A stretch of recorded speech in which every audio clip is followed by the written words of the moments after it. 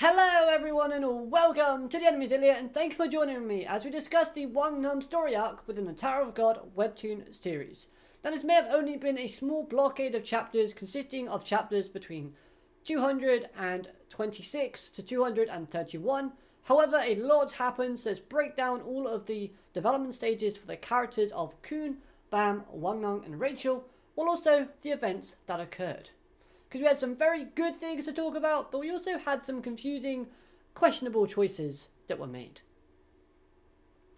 Now then, a big farewell and rest in peace both Arc Raptor and Prince. Your deaths may not have impacted me as a reader personally, but I know a lot of people would be sad to see you gone, and the characters of Team Sweet and Sour will sorely miss you, as well as develop further thanks to the results of your passing. Okay, so that may sound a bit harsh, me saying that, but let's take a look at the way they killed off Prince. A truly noble and honest sacrifice, choosing to have himself eaten by Hoquin. That was commendable. So at the very end, he earned my respect. Congratulations, Prince. He sacrificed himself so that Misang can survive. Now this, I'll talk about in a bit, but I loved that fact. The simple fact is though, Team Sweet and Sour thought they could work together with Hoquin. Now, that just seemed a bit silly in my opinion when you look at their past interactions. Because when you consider the facts at hand, you've already tricked Hoquin once with the White Heavenly Mirror, which probably angered him a lot there and then. You tried to beat him so that Visconti can absorb him, which again would have angered him further. You've seen how he is unloyal to his own teammates and how he treats them himself, back when he just sacrifices the life of his teammates back in a fight between him and Bam. You even offered to give him the missing clone, which is a horrible idea because A, none of the other cast members would ever agree to that, because if he gets that clone, he'll become white again. And at the same time, offering that, if you give it to him and try and he'll kill you afterwards. If you don't give it to him and you say, we're just tricking you, Hoquin, goodbye, he's going to murder you on the spot. So it's a lose-lose situation all the same. The mind was a bit boggly there for that decision, but I understand the reasons as to why they wanted to do so. They wanted to do so because Hoquin was their biggest obstacle when trying to get to Casino. So they tried to take him off the chessboard, so to speak. It's just, obviously it's Hoquin. It's a grey area, you know? Or a white area, whatever you want to call it. But, with that being said, there was one thing that I thought was magnificent, and that was the send-off for Arc Raptor. This was well executed and brilliantly structured. Sacrificing himself for Wangnan gives Wangnan more motivation and reasoning to grow as a character and as a leader. Plus, adding in that flashback just before the sacrifice in where Arc Raptor basically tells us that he thought of Team Sweet and Sour as family, and that family helped him overcome the pain of losing his wife and kid as they were taken away back to one of the 10 great households because his wife was affiliated with one of them. That right there added more emotion, more emphasis and more impact to that sacrificial scene, and really hit home when I read it. Like, it made me feel emotional about the send-off of Arc Raptor. So, like I said, brilliantly executed, well structured. I like the fact that Team Sweet and Sour are also relatively on the same level in terms of power, meaning that they have to strengthen themselves by using each other, thus creating a stronger relationship and bond between the group. That's why the characters of Team Sweet and Sour are going to be more pained by this experience. Even characters like Misang now have a reason to develop further, because of the psychological trauma she had to go through. She obviously felt helpless and scared and terrified when Hoquin gave Prince the option. Who do I eat? Is it you, boy, or is it the girl? And now she has to live knowing that Prince sacrificed himself so that she had a chance at living. She only survived because of him. That's obviously going to weigh heavily on her conscience and going to make her question some of the choices she makes later on down the road. So I'm hoping to see some great development from her character. As for Wangnan, this character displayed some brilliant emotion within this arc. I loved the effort that he put into sealing Casino. From injecting him in the arm with that liquid or device that Sophia gave him, to basically tanking all of those hits and becoming a bloody mess afterwards. He then had that raw, painful realization that his friend was sacrificing himself for him. That was tremendous. The art style that accompanied all of the beginning stuff with Wangnan was absolutely god tier. Loved it. Seeing Nia again as his negative conscience, telling Wangnan that he can't save anyone, nor has he ever saved anybody while on his journey. He draws people around him only to then lead them to their deaths in the end. It's always only Wangnan that survives. It's time to wake up from your dream, Prince of the Red Light District. That last line was really interesting because it alludes to the idea that Wangnan knows more about his past than he's allowing us as the audience to know. And that his past carries some form of importance behind it. Is there some really important goal or reason that Wangnan is running away from his duties or his mission or whatever it is that inner monologue was alluding to? Basically saying that his time with Team Sweet and Sour is the dream that he needs to wake up from. Really interesting stuff, and really does get the mind boggling and making you wonder what's up with Wangnan. All of this then transitioned into him doubting his worth as a leader and accepting the words that we see in that inner conversation. Because he starts pushing Mesang away, telling her to forget about him and just stay with Hyo-yang in classes. Plus, even when he joins Rachel's team, his character keeps his hostility and his rage, but also gives up on becoming a leader of a team, instead becoming Rachel's underling. Okay, it saves Misang and Hyo-yang's life, thanks to some deal that they made. Plus, it's not like Wangnan is on friendly terms with Rachel. So this switch isn't out of the blue, and it does show signs of maturity from Wangnan's character. Being able to swallow his desires to absolutely murder and rip open Rachel's throat, which is what the fanbase also wants. But he puts that to one side in order to save his friend's life. Something that a good leader would do. Again, contradicting his self-beliefs. As the last note for Wangnan's character, isn't this also the first time we've heard his surname? And that of course being Ja, so his full name is Wangnan Ja. Is that a big hint to his backstory? We'll have to find out later. So now it's time to talk about everyone's favourite character, Rachel. She dropped a lot of knowledge within this arc, especially when it comes to the rings that Wangnan and Karaka possesses, explaining that the 13-month weapons were created from one half of a key that allows you to climb to higher floors within the tower, where the second half of that key was made into 2 rings, one possessed by Wangnan while the other Karaka. Now, all this information that Rachel gives us intrigues me on how she got this information, because we know that she is with Fug, and that seems like the most likely answer. Yet, the line about her knowing someone else with the ring, just like Wangnan has, tells me, or tells us as the audience, that she may have met Karaka before, or has at least seen him and noticed what he has on his hand.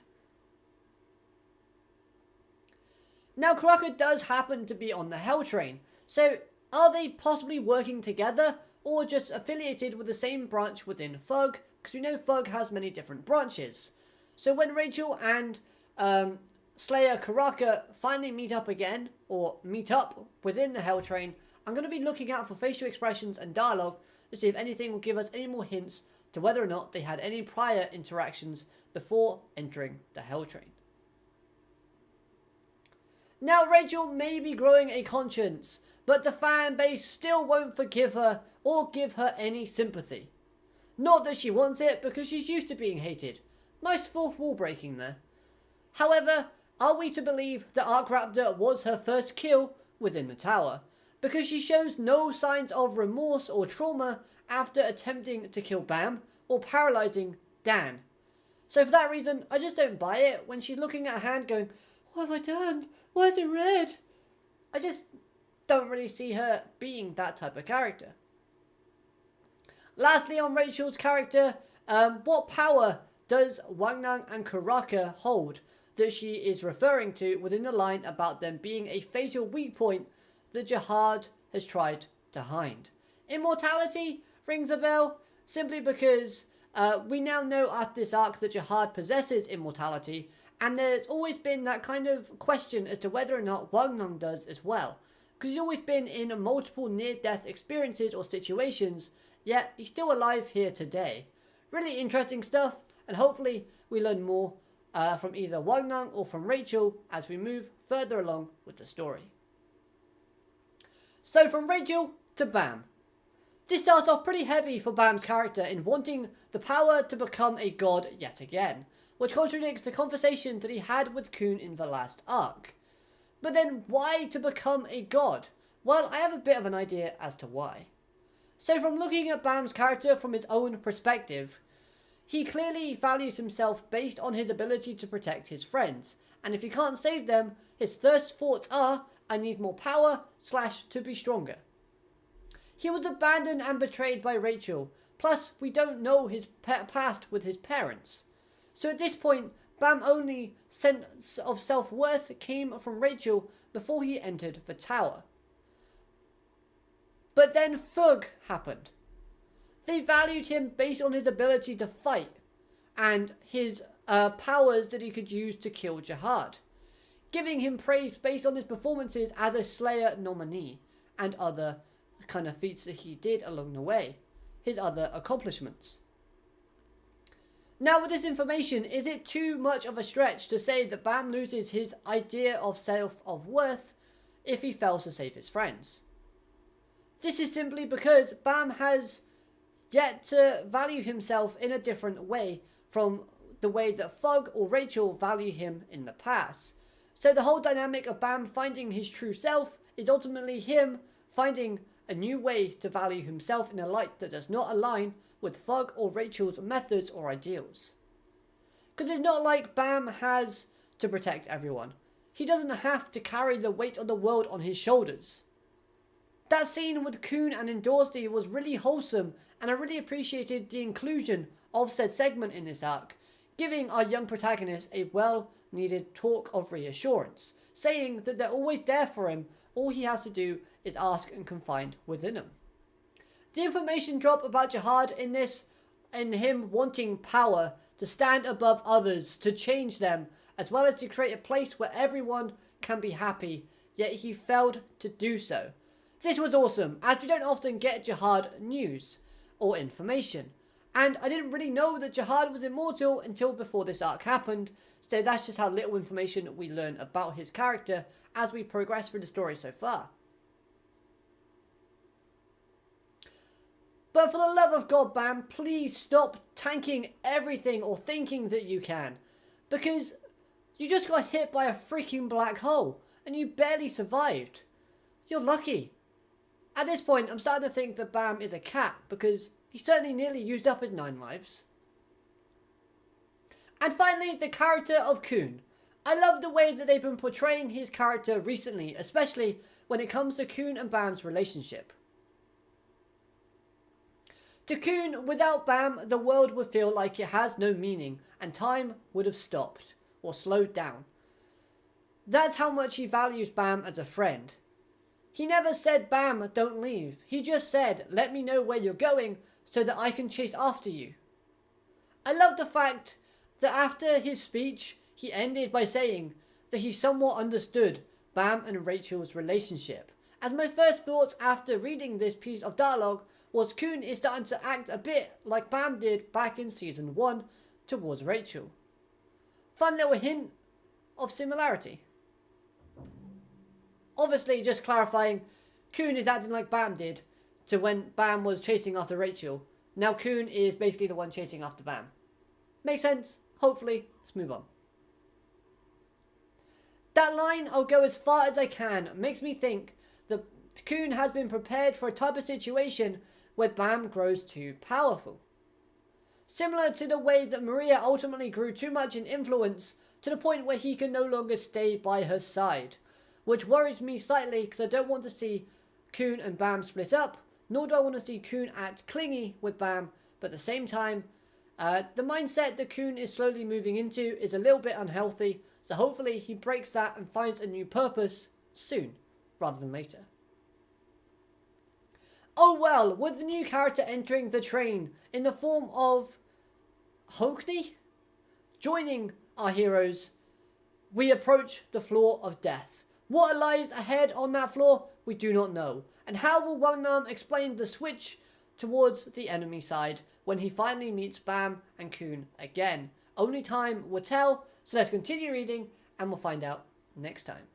Amazing artwork. I really did enjoy the creative writing as well, and the build-up of characters and the way that the plot is moving forward.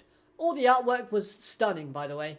Yeah, especially the beginning stages was absolutely beautiful and aesthetically pleasing to look at and to read. I love the fact it gave us more lore about the tower and about the items that are involved, and I love Yuha's new design. And the interactions between both princesses were really funny and comedic, and they were great nevertheless. Basically what you'd expect from two princesses that are Endorsi and Yuri interacting with each other. I just love the fact that Endorsi just wants to hang around with Bam and like comfort him and be with him and kind of have fun. And Yuri's just like, get away, get away, get away. Because obviously the two princesses are a little bit head over heels for him. Don't know why I did that, but hey. End of the video. Thank you so much for watching. I hope you've enjoyed. If you have, hit that like button and let me know anything that I missed out down in the comment section below, or just your thoughts in general. I'll be interested to see what you have to say about this particular arc. But with all that said and done, subscribe if you're new, and I hope you have an amazing day. Alligator, madane, goodbye.